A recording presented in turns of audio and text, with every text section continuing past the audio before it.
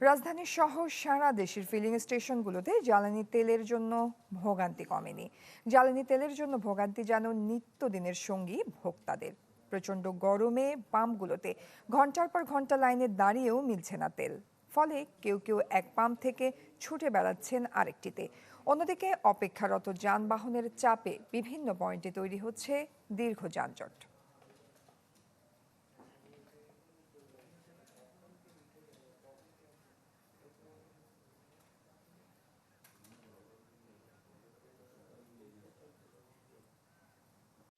Hire Google TV. Smart living powered by Homey AI. দর্শক, রাজধানী এবং রাজধানীর বাইরে থেকে জ্বালানি সংকট পরিস্থিতির খবরাখবর জানবো আমরা।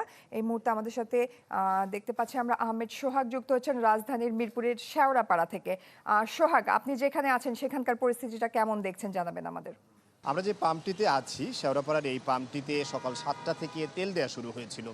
এরপরে এই পাম্প কর্তৃপক্ষ আমাদেরকে জানিয়েছে এখানে অন্যান্য যেই দিনগুলোতে তারা যেই পরিমাণ তেল পায়, গত 11 তারিখের পরে আজকে তারা প্রায় 4,500 লিটার তেল পেয়েছে। সেই তেল প্রায় 2.5 ঘন্টা দেওয়ার পরে তাদের আসলে তেল দেওয়াটা বন্ধ করতে হয়েছে, যেটা নিয়ে আসলে এখানকার যে সকল গ্রাহকরা রয়েছেন তাদের মধ্যে ক্ষোভ রয়েছে। তারা জানিয়েছেন আমাদের কাছে যে আসলে এত দ্রুত একটা পাম্পে যে পরিমাণ তেল আসে সেই তেল শেষ হওয়ার কথা না, কারণ এখানে যারা আছেন তারা অনেকেই ভোর থেকে অপেক্ষা করছেন তেলের জন্য।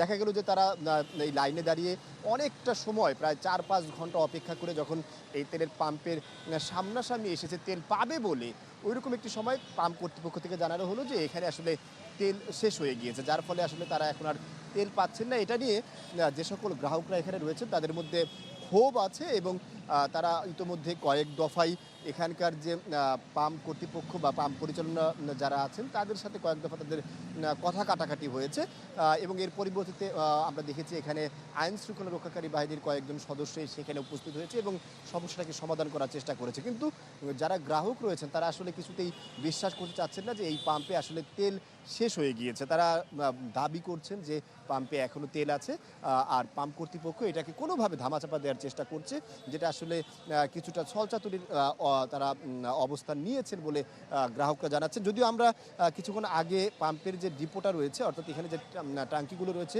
তার মধ্যে একটা ট্যাঙ্কি আমাদেরকে তারা দেখিয়েছিল এবং সেখানে পরিমাপ করে দেখিয়েছে মাত্র 200 লিটার তেল এখানে অবশিষ্ট আছে, যেটা আসলে একটা পাম্পে রাখতে হয় বলে তারা আমাদেরকে জানিয়েছেন। আর বাকি তেমন কোনো তেল এখানে নেই। এই দৃশ্য আসলে শুধুমাত্র যে এই পাম্পে এরকম না, আশেপাশে যতগুলো পাম্প আমরা সকাল থেকে এই পর্যন্ত দেখেছি প্রায় সবগুলো তেল পাম্পে কিন্তু এই একই অবস্থা বিরাজ করছে, যার ফলে এখানে যে সকল গ্রাহকরা রয়েছেন, বিশেষ করে যে সকল বাইক চালকরা রয়েছেন এবং ব্যক্তিগত গাড়ি চালকরা রয়েছেন এবং পাবলিক পরিবহন যারা আছে চালায়, তারাও কিন্তু ব্যাপক ভোগান্তির শিকার হচ্ছেন। সব মিলিয়ে এই যে ভোগান্তি, এটা গত 1 মাস ধরে চলছে এবং সেই ভোগান্তির আসলে কিছুতেই শেষ হচ্ছে না। যদিও সরকার পক্ষ থেকে জানানো হচ্ছে যে দেশে তেলের কোনো সংকট নেই, কিন্তু পাম্পগুলোতে এসে আসলে এখনও দেখা যাচ্ছে যে গাড়ি চালকরা আসলে তেল পাচ্ছেন না। এই ছিল সর্বশেষ। আহমেদ সোহাগ, ধন্যবাদ আপনাকে। দর্শক, আমরা দেখতে পাচ্ছি আজহারউদ্দিন শিমুল, উনি সিলেট থেকে যুক্ত হয়েছেন আমাদের সাথে। শিমুল, আমরা রাজধানীর পরিস্থিতি জানছিলাম, সেই একই ভোগান্তি রয়ে গেছে, তো সিলেটের পরিস্থিতি জানাবেন আমাদের।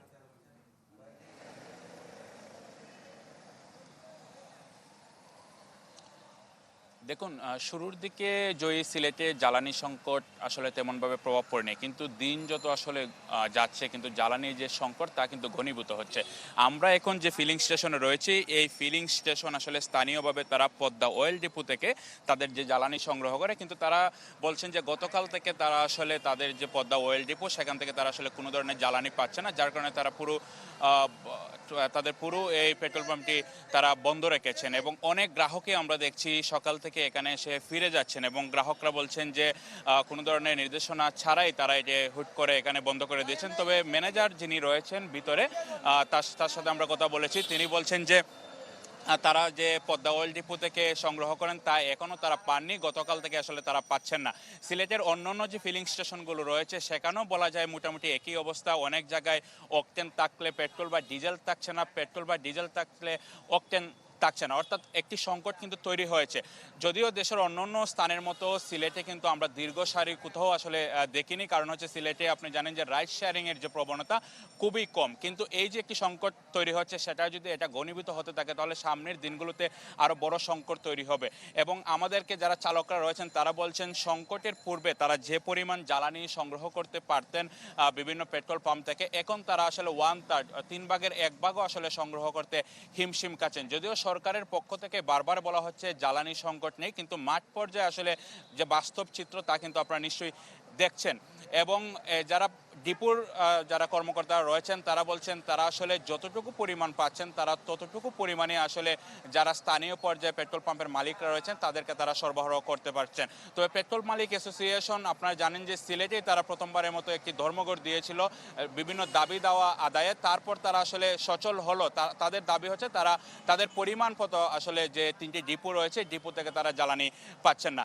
আপনারা জানেন যে সারা দেশেই কিন্তু জ্বালানি সংকটের মধ্যে অনেক অপ্রীতিকর ঘটনা ঘটে থাকে। সিলেটে আসলে আমরা তেমন অপ্রীতিকর ঘটনার খবর এখন পর্যন্ত পাইনি, তবে সিলেট মেট্রোপলিটন পুলিশের পক্ষ থেকে বেশ কিছু উদ্যোগ নেওয়া হয়েছে। প্রতিটি পেট্রোল পাম্পে আমরা দেখেছি 2 জন করে পুলিশ মোতায়েন করা হয়েছে যাতে নিরাপত্তা ব্যবস্থা কোনো ঘাটতি না হয়। জয়। দর্শক, জ্বালানি সংকটের আরো খবর জানাবো। বিস্তারিত জানাতে নারায়ণগঞ্জ থেকে আমাদের সাথে যুক্ত হচ্ছেন সহকর্মী আহসান সাদিক। চলে যাচ্ছে আহসানের কাছে। আহসান, ঢাকার রাজধানীতে আমরা দেখছিলাম যে 2-3 ঘন্টা জ্বালানি দেওয়ার পরেই পাম্পগুলো বন্ধ হয়ে যাচ্ছে। নারায়ণগঞ্জের কি খবর আছে আপনার কাছে? জয়ী, নারায়ণগঞ্জে কিন্তু 4টি ডিপো অন্যতম, যেটিতে কিন্তু নারায়ণগঞ্জ নয়, নারায়ণগঞ্জের পার্শ্ববর্তী যেসব জায়গা রয়েছে সেখানে কিন্তু তেল সরবরাহ করা হয়ে থাকে। যেমনটি বলছিলেন, আসলে আমি যেই পাম্পটিতে আছি এটি কিন্তু দীর্ঘ 5 দিন পরে কিন্তু আজকে তেল সরবরাহ করা হচ্ছে এবং তেল সরবরাহের খবরের পরপরই কিন্তু একটি দীর্ঘ সারি হয়েছে যানবাহনে তেল সংগ্রহের জন্য। এবং যেটি হচ্ছে যে এই এমন কিন্তু আরও বেশ কয়েকটি পাম্প রয়েছে জেলার, যেগুলি কিন্তু তেল সরবরাহ না করতে পারার জন্য 5-6 দিন বা এর বেশি কিন্তু সময় কিন্তু বন্ধ রয়েছে। এবং সেই সাথে মূলত যারা যেটি বলছেন আসলে যে তাদের 1 বছরের যে একটি মূলত টার্গেট থাকে সেই টার্গেটটি পূরণ করে দেওয়ার জন্য কিন্তু আসলে তাদেরকে সরবরাহ করা হচ্ছে না, এটা পেট্রোল পাম্প মালিকরা মূলত বলছেন। এবং আরেকটি অভিযোগ তারা জানাচ্ছেন যে আসলে চাহিদার তুলনায় বেশি তেল সংগ্রহের রাখার কারণে কিন্তু তাদের আসলে ঘাটতিটি তারা দেখতে পাচ্ছেন বলে তারা আমাদেরকে জানাচ্ছেন। এবং আরেকটি বিষয় যে তেলের যে ঘাটতি, এই ঘাটতিটি মূলত পেট্রোল পাম্প মালিকরা বলছেন যে আসলে দীর্ঘ সময় অতিবাহিত হয়ে গেছে, এখনো কিন্তু সেই ঘাটতিটি কিন্তু পেট্রোল পাম্পগুলিতে পূরণ হচ্ছে না।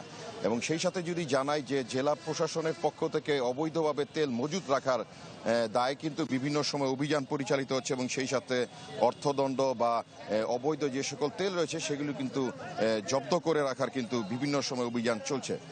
এবং বলা যায় যে সকল পেট্রোল পাম্পগুলি মূলত তেল সরবরাহ দিচ্ছে তাদের ক্ষেত্রেও কিন্তু দুপুর 2টার পরে কিন্তু তেলের ঘাটতির চিত্রই কিন্তু আমরা দেখতে পাচ্ছি। তো সব মিলে বলা যায় যে এখন পর্যন্ত কিন্তু জ্বালানি তেলের যে নারায়ণগঞ্জের পেট্রোল পাম্পগুলি সেই সব স্থানে কিন্তু স্বাভাবিকের চিত্র এখন পর্যন্ত দেখা যাচ্ছে না। তো এই হচ্ছে নারায়ণগঞ্জ থেকে সর্বশেষ পরিস্থিতি। জয়। আহসান সাদিক, ধন্যবাদ আপনাকে।